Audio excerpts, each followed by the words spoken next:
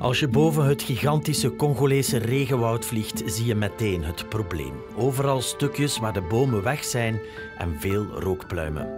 Dat komt omdat de Congolezen die in het regenwoud wonen elk jaar een stukje bos omhakken en in brand steken.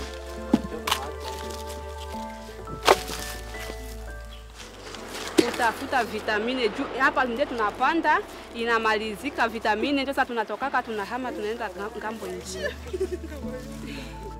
C'est l'agriculture itinérante sur brûlis qui a été utilisée. Donc on a coupé le bois en un certain temps et puis on a brûlé et on a commencé maintenant à planter. Si vous voyez des souches là-bas, c'était des gros arbres qu'on a coupés pour qu'on ait en fait de la place pour les cultures vivrières. La fertilité dans la zone tropicale, c'est à une superficie pas considérable, c'est presque à 10 cm. Et là, ça ne permet pas donc de rester là pendant longtemps. Et c'est comme ça que les communautés ont toujours voulu se déplacer là où il y a encore la fertilité et ainsi de suite. Het komt er dus op aan om de 60 miljoen Congolezen die leven in en van het woud te overtuigen op één plek aan landbouw te blijven doen en die grond vruchtbaar te houden. De Congolese organisatie Tropenbos heeft hen cacaoplanten gegeven. Unalima, unakata, unachoma shamba, tunapanda saa chakula. Mais sasa hivi viko tu kuunda sehemu ya kupanda kakao, tunalima tu bila kuchoma na tunapanda kakao. Le cacao, c'est parmi en fait les produits agricoles qui ont un marché convaincant. Et avec ça, ils peuvent avoir des moyens et mieux vivre. Tropenbos heeft dit dorp ook geholpen met het verwerven van grondrechten. Ze mogen het gebied waar ze wonen zelf beheren. De dorpsoudste wil de officiële documenten laten zien. C'est l'arrêté. La concession. Oui, c'est le titre juridique de la concession. La première partie, c'est la cartographie agricole. Deuxième partie, c'est la zone de production. Troisième partie, c'est pour la conservation de la nature. C'est notre capital. C'est un levier de développement. Et puis on va gérer ça durablement. Ze gaan het grootste deel van hun concessie dus niet exploiteren, maar ze willen daar in de toekomst, met een groeiend bevolkingsaantal, wel iets voor in de plaats. Lui, il est en train de restaurer la forêt. Il protège cette forêt primaire qui est là. Et qu'est-ce qu'elle lui gagne en retour? Donc il aimerait qu'il y ait, n'est-ce pas, que ces pollueurs qui polluent et qui obligent autrement en fait que les forêts soient aussi gardées pour qu'il n'y ait pas une bombe atmosphérique dans l'avenir, au moins qu'il paye. Het Congo-bekken compenseert naar schatting 10% van de wereldwijde uitstoot. Om dat gigantische reservoir te beschermen, willen de Congolezen graag gecompenseerd worden. Dat is nu amper het geval. Er is ook nauwelijks geïnvesteerd in onderzoek naar de waarde van het bos. Want om te weten wat je moet beschermen, moet je weten wat er is. Dit is de bibliotheek van het onderzoekscentrum in het Yangambi-reservaat, midden in het regenwoud. Gebouwd in de koloniale tijd. Hier weten ze vooral wat er vroeger was.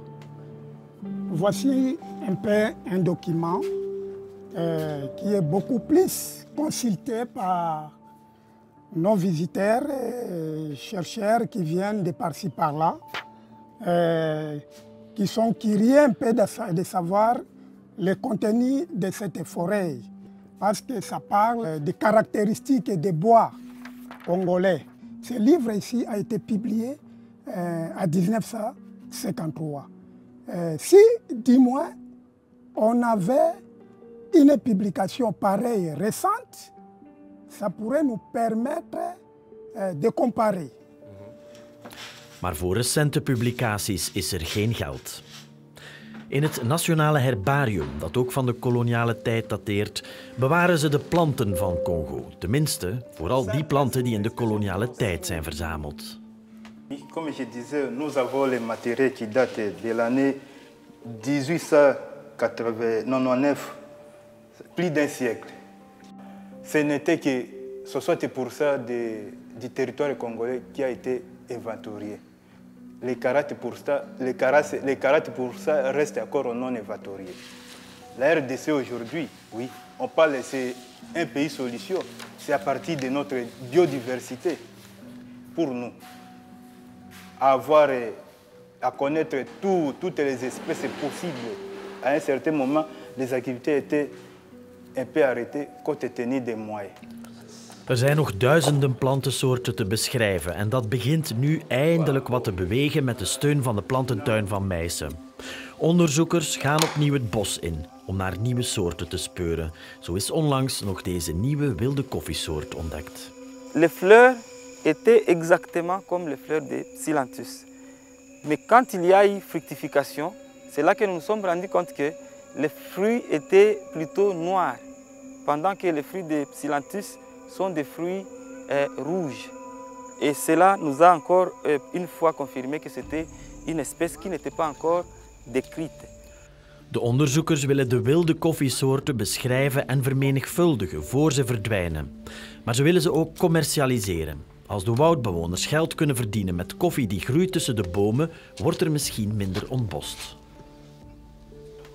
Imaginez, chaque 30 ans, la population congolaise double. Vers l'horizon C4, la population congolaise va franchir la barre de 150 millions d'habitants. Imaginez, il faut définir des activités vraiment qui seront bénéfiques pour la communauté. Il faut de l'argent pour ça? Il faut vraiment des moyens possibles. Oui. Il faut de l'argent.